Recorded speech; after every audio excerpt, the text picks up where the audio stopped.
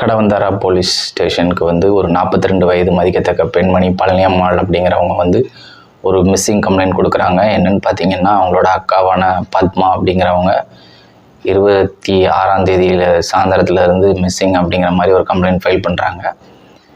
ஆரம்ப கட்டத்தில் போலீஸார் இது சாதாரண ஒரு மிஸ்ஸிங் கேஸாக நினச்சி எடுத்தாலும், இது நாட்டையே உழுக்க போகிற ஒரு serial killing black magic case அப்படிங்கிறத இந்த வீடியோவில் பார்க்கலாம். செப்டம்பர் 27ஆம் தேதி 2002ஆம் ஆண்டு கடவந்தாரா போலீஸ் ஸ்டேஷனுக்கு ஒரு பெண்மணி போகிறாங்க. அவங்க யாருன்னு பார்த்தீங்கன்னா பழனியம்மாள், 42 வயது மதிக்கத்தக்கவங்க. தன்னுடைய அக்காவான பத்மா அவங்க 26ஆம் தேதியிலிருந்து எந்த ஒரு கான்டாக்டும் பண்ண முடியல, அவங்களும் ஃபோன் பண்ண மாட்டாங்க அப்படிங்கிற மாதிரியான தகவலை கொடுத்து போலீஸில் மிஸ்ஸிங் கம்ப்ளைண்ட் ஃபைல் பண்ணுறாங்க. உடனே போலீஸாரும் அவங்க செல் நம்பருக்கு ட்ரை பண்ணுறாங்க. அவங்க ட்ரை பண்ணும்போதும் ஃபோன் சுவிட்ச் ஆஃப் அப்படின்னு தான் வருது. அடுத்தபடியாக போலீஸார் அவங்க எங்கே வசிக்கிறாங்க, என்ன டீட்டெயில்ஸ் எல்லாம் கேட்கும்போது பழனியம்மாள் என்ன சொல்கிறாங்கன்னா, பத்மா கிட்டத்தட்ட ஒரு 15 வருஷங்களுக்கு முன்னாடியிலேருந்து கொச்சியில் தான் தங்கியிருக்கிறாங்க. அவங்களோட கணவரோட சேர்ந்து அவங்க தங்கியிருப்பதாகவும், அவங்களுக்கு ஒரு 2 குழந்தைகள் இருக்கிறதாகவும், இப்போ சமீபத்தில் ஒரு 3 வாரங்களுக்கு முன்னாடி தான் அவங்க கணவருக்கு உடல்நிலை சரியில்லாத காரணத்தினால அவங்க சொந்த ஊரான தர்மபுரிக்கே அவங்க பிள்ளைங்களை கூட்டு போயிட்டதாக ஒரு தகவலை கொடுக்குறாங்க. அப்போ போலீஸார் அடுத்தபடியா என்ன இது பண்றாங்கன்னா, அவங்க என்ன வேலை பார்த்தாங்க அப்படின்னு செக் பண்ணி பார்க்கும்போது, அவங்க சதர்ன் ரயில்வே ஸ்டேஷன்ல சவுத் ரயில்வே ஸ்டேஷன்ல அவங்க லாட்டரி டிக்கெட் சேல்ஸ் பண்றவங்களா ஒர்க் பண்ணியிருக்காங்க அப்படிங்கிறது தெரிய வருது. அதுக்கு அடுத்தபடியா போலீஸார் அந்த ஏரியாவுக்கு போய் சிசிடிவியை செக் பண்றாங்க. அப்படி செக் பண்ணும்போது 26ஆம் தேதி காலையில ஒரு 10:15 மணி அளவுல அவங்க ஒரு ஸ்கார்பியோ கார்ல கிளம்பி போறாங்க. இதை தான் போலீஸார் அடுத்தடுத்து ட்ராக் பண்றாங்க. இந்த ஸ்கார்பியோ கார் எந்தெந்த பாதையிலலாம் போகுது அப்படி கொச்சியில இருந்து ஒரு 100 கிலோமீட்டர் டிஸ்டன்ஸான எலந்தூர் அப்படிங்கிற ஒரு கிராமத்துல போய் நிக்குது. அது எங்க இருக்கு அப்படின்னு பாத்தீங்கன்னா, பத்தினம்திட்டா அப்படிங்கிற ஒரு டிஸ்ட்ரிக்ட்ல இருக்குது. அந்த டிஸ்ட்ரிக்ட்ல உள்ள எலந்தூர் அப்படிங்கிற கிராமத்துக்கு தான் அந்த ஸ்கார்பியோ போயிருக்குது அப்படிங்கிறது தெரிய வருது.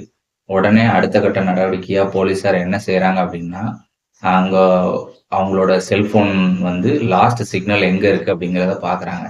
அப்படி பார்க்கும்போது அதுவும் அந்த எலந்தூரை தான் காட்டுது. உடனே அவங்களோட சிஸ்டரான பழனியம்மாளை கூப்பிட்டு, உங்களுக்கு யாரும் சொந்தக்காரங்க அந்த கிராமத்துல இருக்காங்களா அப்படின்னு கேட்கும்போது, வாய்ப்பே இல்லை சார், எனக்கு சொந்த பந்தம்னு எல்லாமே தமிழ்நாட்டில் தான் இருக்காங்க, தருமபுரியில தான் இருக்காங்க. கேரளாவில் எங்கள் அக்காவுக்கு கொச்சியை விட்டு வேற எந்த இடமும் தெரியாது, அவ்வளோ தூரம்லாம் அவள் ட்ராவல் ஆகி போயிருக்கிறதுக்கு வாய்ப்பே இல்லை அப்படிங்கிற மாதிரியான தகவலை அவங்களோட தங்கச்சி கொடுக்குறாங்க.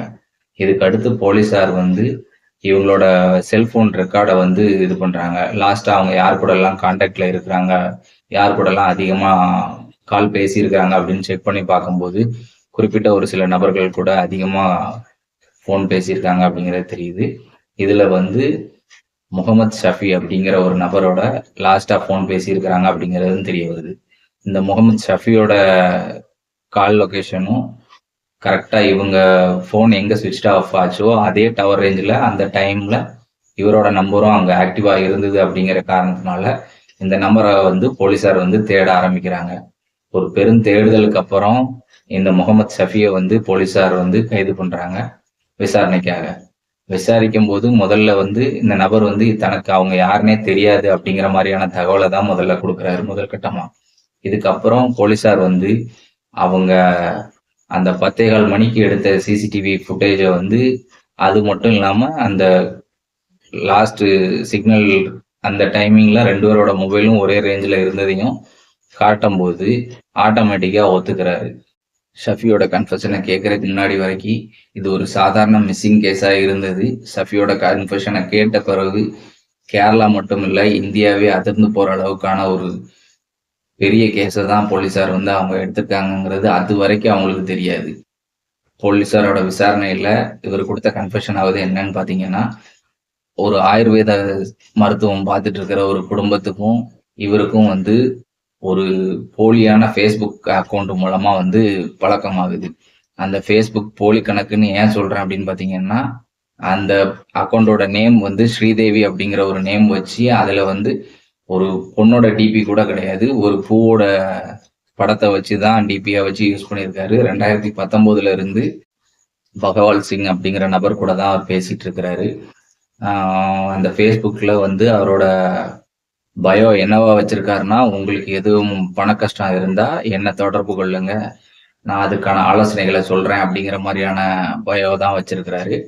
அதில் வந்து இவர் வந்து அந்த பயோவை பார்த்துட்டு பகவால் சிங் வந்து என்ன செய்கிறார் அப்படின்னு பார்த்தீங்கன்னா, அந்த ஸ்ரீதேவி அப்படிங்கிற ஃபேஸ்புக் பேஜுக்கு வந்து மெசேஜ் பண்ண ஆரம்பிக்கிறாரு. பகவால் சிங்க்கு வந்து ஒரு 67 வயது ஆகுது.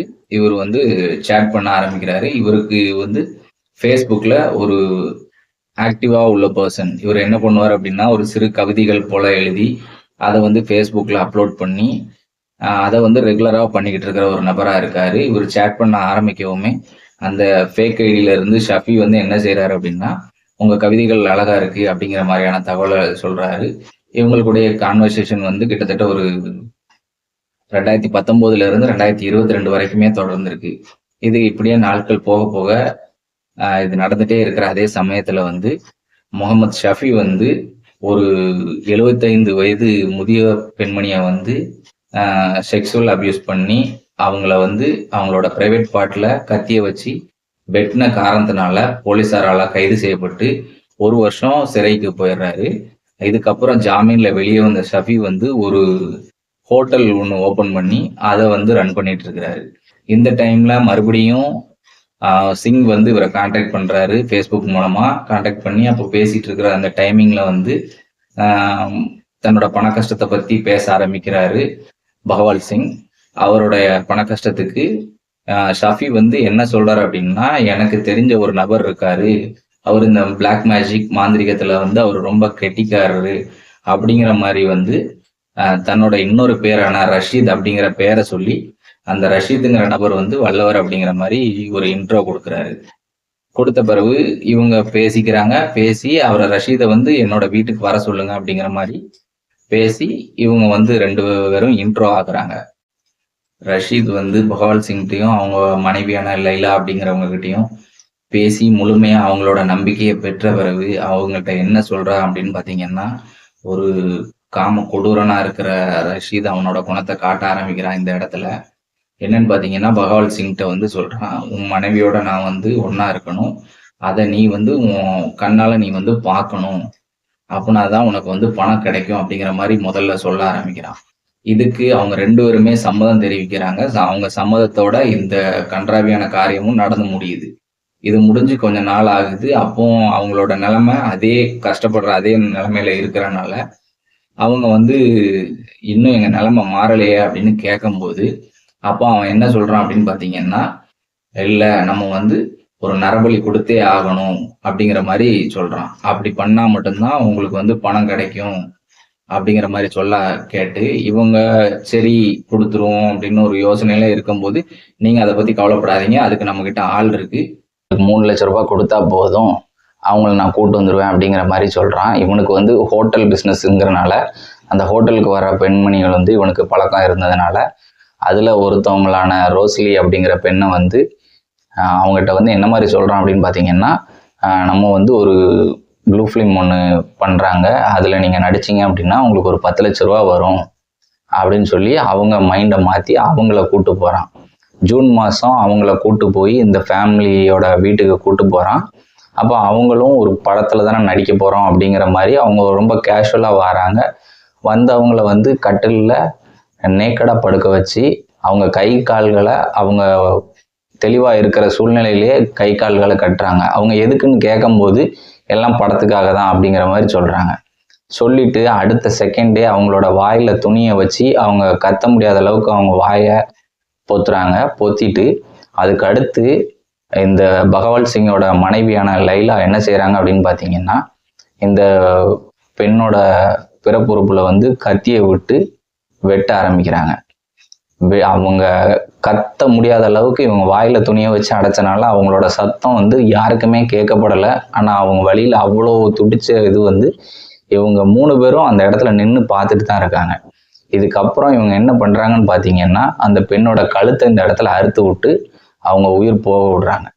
இதுக்கப்புறம் அந்த பெண்ணை வந்து 56 துண்டுகளாக வெட்டி இவங்க எடுத்து இவங்க வீட்டுக்கு பின்பக்கமாக ராத்திரி வேளையில் வந்து குழி தோண்டி புதைக்கிறாங்க. அது போக சில உறுப்புகளை வந்து ஃப்ரிட்ஜில் எடுத்து வச்சதாகவும் சில ஆர்டிக்கலில் வந்து மென்ஷன் பண்ணப்பட்டிருக்கு. இதன் மூலமாக இது வந்து எதுவும் ஆர்கன் அந்த மாதிரி ஆர்கன் ஸ்மக்லிங் அந்த மாதிரி இதில் எதுவும் இவங்க ஈடுபட்டிருக்காங்களா அப்படிங்கிற மாதிரியான விஷயங்களும் இது மூலமாக வந்து கனெக்ட் ஆகுது. ஆனால் போலீஸாரோட விசாரணையில் அப்படி எதுவும் இல்லை அப்படிங்கிறது தெரிய வருது. இதுக்கு அடுத்து வந்து இவங்க என்ன பண்ணுறாங்க அப்படின்னு பார்த்தீங்கன்னா, அந்த பெண்ணை இது பண்ணி முடிச்சுட்டு கொலை பண்ணி முடிச்சுட்டு அப்பவும் கொஞ்சம் நாட்கள் கிடக்குது. அப்பவும் அவன் ரஷீத்திட்ட வந்து இந்த தம்பதியர்கள் வந்து கேட்காங்க, எங்களோட கடன் பிரச்சனை எல்லாமே அப்படியே தானே இருக்குது, எதுவுமே மாறலையே அப்படின்னு கேட்கும்போது இவன் என்ன சொல்கிறான் அப்படின்னு பார்த்தீங்கன்னா, அந்த நரபலி கொடுத்தது வந்து உங்களோட பாவத்தை மட்டும்தான் போக்க இருக்கே தவிர்த்து உங்களுக்கு அதுலேருந்து எந்த பலனும் கிடைக்காது. உங்களுக்கு அதுலேருந்து பலன் கிடைக்கணும் அப்படின்னா நீங்கள் கண்டிப்பாக இன்னொரு நரபலி கொடுத்தே ஆகணும் அப்படிங்கிற மாதிரி இவன் தகவலை சொல்கிறான். அவங்க அப்படியே ஷாக் ஆயிடுறாங்க. என்னடா இவன் முன்னா அடுத்தடுத்து இவன் போய்கிட்டே இருக்கானே அப்படிங்கிற மாதிரி இதாகிறாங்க. இருந்தாலும் அவங்க கன்வின்ஸ் ஆகி ஓகே பண்ணலாம் அப்படிங்கிற முடிவுக்கு வர்றாங்க. இதுக்கு அடுத்து ஆகஸ்ட் 17 ரோஷ்லியோட பொண்ணு வந்து காலடி போலீஸ் ஸ்டேஷனில் வந்து கம்ப்ளைண்ட் பண்ணுறாங்க. இந்த மாதிரி ஜூன் 8 என்னோட தாயாரை வந்து காணோம் அப்படிங்கிற மாதிரி கம்ப்ளைண்ட் ஃபைல் பண்ணுறாங்க. போலீஸார் வந்து தேடி பார்க்காங்க. அவங்களுக்கு எந்த ஒரு பெரிய தகவலும் கிடைக்கல. இதுக்கு அடுத்து தான் அந்த கப்புள் வந்து அவங்ககிட்ட கேட்டு இவன் வந்து அடுத்த விக்டிமை வந்து எப்படி சூஸ் பண்ணுறான் அப்படின்னு பார்த்தீங்கன்னா, இந்த பெண்மணியும் பத்மாவும் இவனோட கடைக்கு வந்து ரெகுலராக வர்ற ரெகுலர் கஸ்டமர். இது போக இவங்க தற்சமயத்தில் தான் இவங்க கணவனும் அவங்க குழந்தைங்களும் அவங்க சொந்த ஊருக்கு போயிருக்காங்கங்கிற எல்லா டீட்டெயிலுமே இவனுக்கு தெரிஞ்சனால இவங்கள சூஸ் பண்ணுறான். இவங்கள சூஸ் பண்ணி இவங்ககிட்ட வந்து என்ன சொல்கிறான்னா, ஒரு ப்ராஸ்டியூஷன் ஒரு ஒர்க் இருக்குது, அதுக்கு போனீங்கன்னா உங்களுக்கு வந்து ஒரு 15,000 ரூபா கிடைக்கும் அப்படிங்கிற மாதிரி சொல்லி ஒரு பிளேஸையும் சொல்கிறான். கரெக்டாக அந்த பெண்மணி வந்து காலையில் வந்து 26 செப்டம்பர் மாதம் காலையில் 10:15 மணிக்கு ஸ்கார்பியோ காரில் இவங்க கூட தான் ஏறி போகிறாங்க. அதை தான் நான் ஸ்டார்டிங்கில் சொல்லியிருப்பேன், போலீஸார் வந்து சிசிடிவி வச்சு ஃபாலோ பண்ணாங்க அந்த ஸ்கார்பியோ காரை அப்படின்னு. அந்த ஸ்கார்பியோ காரை வந்து ட்ரேஸ் பண்ண போலீஸார் வந்து நேராக அந்த ஊருக்கே போய் ரீச் ஆகுறாங்க. எப்படின்னு பார்த்தீங்கன்னா 100 கிலோமீட்டராக அவங்களுடைய சிசிடிவி தேடல்கள் தேடி அந்த ஏலந்தூருங்கிற பகுதியில் அந்த பகவால் சிங்கோட பக்கத்து வீட்டுக்காரரோட சிசிடிவியை வந்து செக் பண்ணி பார்க்கும்போது அந்த ஸ்கார்பியோ கார் இந்த வீட்டை கிராஸ் ஆகிருக்குங்கிறது துல்லியமாக தெரியுது. இதுக்கு அடுத்து என்ன பண்ணுறாங்க அப்படின்னா, இவங்க வீட்டுக்கு தான் வந்திருக்கு அப்படிங்கிறத கன்ஃபார்ம் பண்ணிவிட்டு அக்டோபர் 9 அவங்க வீட்டை வந்து போலீஸார் வந்து சர்வைலன்ஸ் பண்ண ஆரம்பிக்கிறாங்க. 10 காலையில் 7 மணிக்கெல்லாம் போலீஸார் வந்து இவங்களை கைது பண்ணணும், இவங்களை விசாரிக்கணும் அப்படிங்கிற நோக்கத்தோடு அவங்க வீட்டுக்கு போகிறாங்க. இவங்க 2 பேரும் வீட்டிலேருந்து வெளியே வராங்க. வெளியே வர்றவங்கள அப்படியே லாக் பண்ணி உங்கள்கிட்ட விசாரிக்கணும் அப்படின்னு சொல்லி அவங்க 2 பேரையும் வீட்டுக்குள்ளே கூட்டு போகிறாங்க. கிட்டத்தட்ட ஒரு 4 மணி நேரத்துக்கு மேலே விசாரணை நடக்குது. அந்த 2 பேரும் வந்து உண்மையை ஒத்துக்கிறாங்க. நாங்கள் தான் பண்ணோம், இதுக்கு வந்து காரணம் ரஷீத் அப்படிங்கிற ஒரு நபர் வந்து எங்களை வந்து இந்த மாதிரி பண்ணீங்க அப்படின்னா உங்களுக்கு வந்து பணம் நிறைய கிடைக்கும், எல்லா வித இதுவும் இல்லாமல் நீங்கள் தலைமுறைக்கு வந்து பணக்காரங்களாகவே வாழ்வீங்க அப்படிங்கிற மாதிரி எங்களை சொல்லி தான் இந்த விஷயத்த நாங்கள் பண்ணோம் அப்படிங்கிற மாதிரி ஒத்துக்கிறாங்க. அப்போது நீங்கள் வந்து அந்த 2 பேரோட உடலை எங்கே வச்சுருக்கீங்க அப்படின்னு கேட்கும்போது, கொலையை பண்ணி பீஸாக வெட்டினாங்க, 56 துண்டாக வெட்டி இதை 3 குழி தோண்டி அந்த 3 குழியில் புதைச்சிருக்கோம் அப்படின்னு அதை காட்டுறாங்க.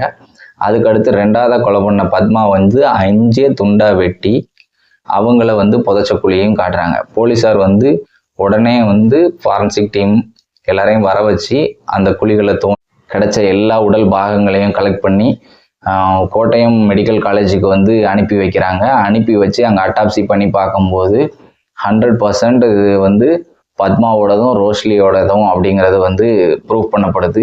எப்படி ப்ரூவ் பண்ணப்படுதுன்னு பார்த்தீங்கன்னா, அவங்களோட டிஎன்ஏ வச்சு ப்ரூவ் பண்ணுறாங்க.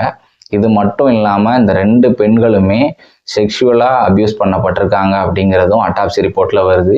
இது மட்டும் இல்லாமல் அவங்கள கொன்ன பிறகு தான் அவங்க உடல்களை வந்து கூறு போட்டிருக்காங்க, அதாவது துண்டு துண்டாக வெட்டியிருக்காங்க அப்படிங்கிறதும் அந்த அட்டாப்சி ரிப்போர்ட்டில் வருது. இந்த மாதிரியான ஒரு கொலைகாரங்களுக்கு வந்து அப்படி விடக்கூடாது அப்படின்னு சொல்லி அந்த நாடே கேரளமே கொந்தளிக்குது. அது மட்டும் இல்லாமல் இந்தியா பூரமே இந்த கேஸை பற்றி இது பண்ணி ரொம்ப ஒரு காட்டமான ஒரு மனநிலையில தான் போயிட்டு இருக்கு. இதுக்கப்புறம் இந்த கேஸ் வந்து கோர்ட்டுக்கு போகுது. ஜட்ஜ்மெண்ட்டு இப்போ வரைக்கும் வரல. கேஸ் நடந்துகிட்டே தான் இருக்கு. இவங்களுக்கு வந்து ஐபிசி 302 வந்து கொலை முயற்சி அப்படிங்கிறத போட்டிருக்காங்க. கொலை பண்ணுறதுக்கு அந்த இதில் போட்டிருக்காங்க. அது போக ஐபிசி 376 ஃபார் செக்ஷுவல் ஹராஸ்மெண்ட் அதுக்கு போட்டிருக்காங்க. அது பிறகு ஐபிசி 201 அப்படின்னு போட்டு தடயங்களை அழித்தது அப்படிங்கிற அந்த இதுலேயும் ஒரு வழக்கு போட்டிருக்காங்க. இது போக ஐபிசி 109/34 அப்படின்னு போட்டு ஹெல்பிங் ஃபார் கிரைம் குற்றத்துக்கு துணை புரிகிறது அப்படிங்கிற பேர்லையும் வழக்கு பதிவு பண்ணியிருக்காங்க. இது போகவும் வழக்குகள் இவங்க மேலே போடப்பட்டிருக்கு. இன்னும் இதுக்கான விசாரணைகள் நடைபெற்றுட்டு தான் இருக்குது. சார்ஜ் ஷீட் எல்லாமே போலீஸ் ஃபைல் பண்ணிட்டாங்க. விசாரணைகள் நடந்துட்டு இருக்கு. இதுக்கான தீர்ப்பு இப்போ வரைக்கும் வரல. இந்த கேஸை பொறுத்தவரையில் கேரளா மட்டும் இல்லை, இந்தியா முழுக்கவே இதே மாதிரி, இந்தியா மட்டும் இல்லை உலக அளவில் பிளாக் மேஜிக் சார்ந்த கொலைகள் வந்து இன்னமும் நடந்துட்டு தான் இருக்கு. குற்றங்கள் குறையணும் அப்படின்னா நம்ம எல்லாரும் தெரிஞ்சுக்க வேண்டிய ஒரே ஒரு விஷயம், இறை நம்பிக்கை இருக்கணும். எந்த ஒரு விஷயமுமே நமக்கு வரணும் அப்படின்னா இறைவனால மட்டும்தான் நமக்கு கொண்டு வந்து சேர்க்க முடியும். இந்த மாந்திரிகம் இந்த மாதிரியான எந்த விஷயமும் நமக்கு கொண்டு வந்து சேர்க்காது அப்படிங்கிறத தெளிவாக புரிஞ்சுக்கோங்க ஃப்ரெண்ட்ஸ். தேங்க்யூ ஃபார் வாட்சிங். Keep supporting. சப்ஸ்கிரைப் பண்ணி சப்போர்ட் பண்ணுங்கள். Thank you friends. தேங்க்யூ ஃபார் வாட்சிங். Keep supporting.